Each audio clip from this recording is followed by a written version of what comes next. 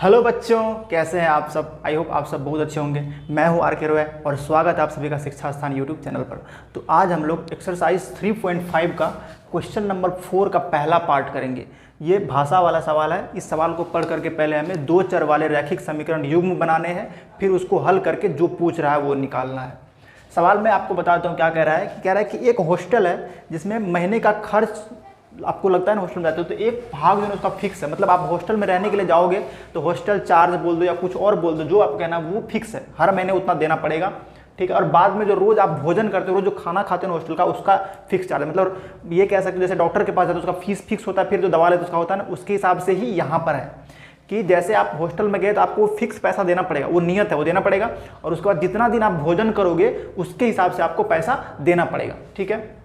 तो हमसे पूछ रहा है कि नियत व्यय यानी कि वो जो फिक्स चार्ज है ना वो, और प्रतिदिन के भोजन का मूल्य ज्ञात कीजिए, ठीक है। और दो कंडीशन दे रखा है। एक विद्यार्थी ए है जो 20 दिन भोजन करता है, तो विद्यार्थी ए है हॉस्टल में गया तो वो नियत चार्ज तो देना पड़ेगा और 20 दिन का खाना का चार्ज सब मिला करके 1000 रुपये देता है। और दूसरा बच्चा बी है जो 26 दिन भोजन करता है, तो फिक्स चार्ज जो है वो और 26 दिन के भोजन का दाम कुल मिला करके वो कितना देता है, 1180 रुपये, ठीक है। तो यही दो कंडीशन है जिससे हमारा इक्वेशन बनेगा। तो तैयार हो जाइए और देखिए कैसे लिखेंगे। तो जो पूछता है वही मानते हैं। नियत व्यय पूछ रहा है तो मान लेते हैं, माना नियत व्यय मतलब वो जो फिक्स चार्ज है ना हॉस्टल का वो कितना है, तो x रुपये मान लेते हैं। तथा प्रतिदिन के भोजन का मूल्य पूछ रहा है ना, तो मान लेते हैं प्रतिदिन के भोजन का मूल्य, प्रतिदिन के भोजन का मूल्य बराबर ग्वार रुपये मान लिया, ठीक है। अब देखिए प्रश्नानुसार दो समीकरण बनेगा। बहुत आसान क्वेश्चन, देखने में आपको जितना बड़ा लग रहा है उतना है नहीं है। एक विद्यार्थी है तो जो हॉस्टल गया तो पक्का उसको ये नियत चार्ज जो x रुपये देना पड़ेगा, ठीक है। और एक दिन के प्रतिदिन मतलब क्या हुआ कि एक दिन के भोजन का मूल्य, वो ये विद्यार्थी 20 दिन खाना खाता है तो एक दिन का y रुपये, तो 20 दिन का 20 गुना हुआ यानी 20 रुपये हो गया। तो 20 दिन का खाना का दाम हो गया 20 रुपये और दोनों का जोड़ हुआ टोटल जोड़ कितना, मतलब टोटल चार्ज कितना देता है वो 1000 रुपये। तो ये 1000 के बराबर है। देखिए फिर से ये फिक्स चार्ज हुआ, बच्चा का एक दिन का खाना का दाम है y रुपये, 20 दिन खाया तो 20 गुना हुआ 20 रुपये दिया, ये खाना का और ये नियत चार्ज दोनों मिला करके टोटल दिया 1000 के बराबर कर दिए। ये हो गया हमारा समीकरण 1।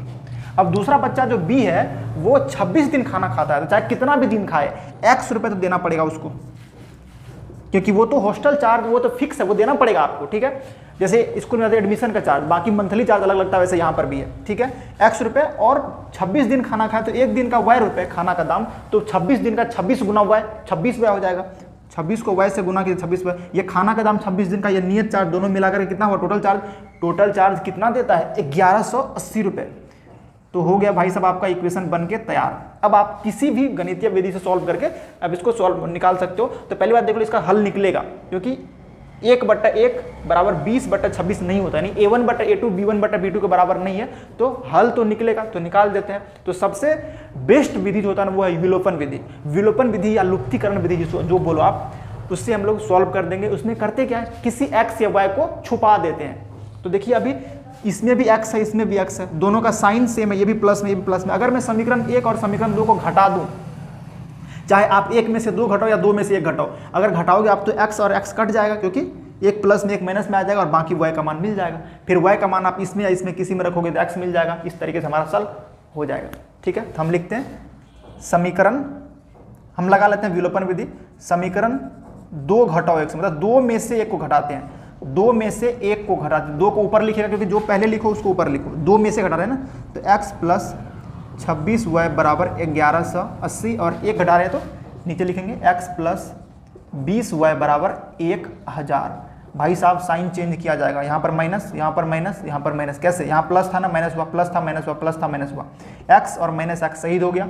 26y माइनस 20y, 26 गो y था यहाँ पर, अब 20 गो y घट गया तो 6 हो गया, बचा हुआ रहेगा। और 1180 में से 1000 घटेगा तो 180 बचेगा। अब आप यहाँ से क्या करोगे, 6y बराबर 180, y बराबर 180/6, 6 भागा में आएगा।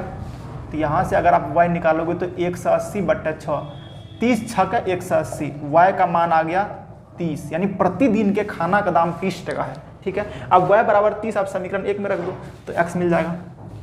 y बराबर 30 समीकरण 1 में रखने पर 1 में रखने पर आपको x मिल जाएगा, जल्दी से निकाल लो, निकालो x प्लस 20y यानी 20 गुना y, तो 20 गुना y का मान 30, तो 30 बराबर 1000 है, तो x प्लस 600 हो जाता है ना ये गुना होके बराबर 1000, तो x का मान आपको मिल गया 1000 माइनस 600,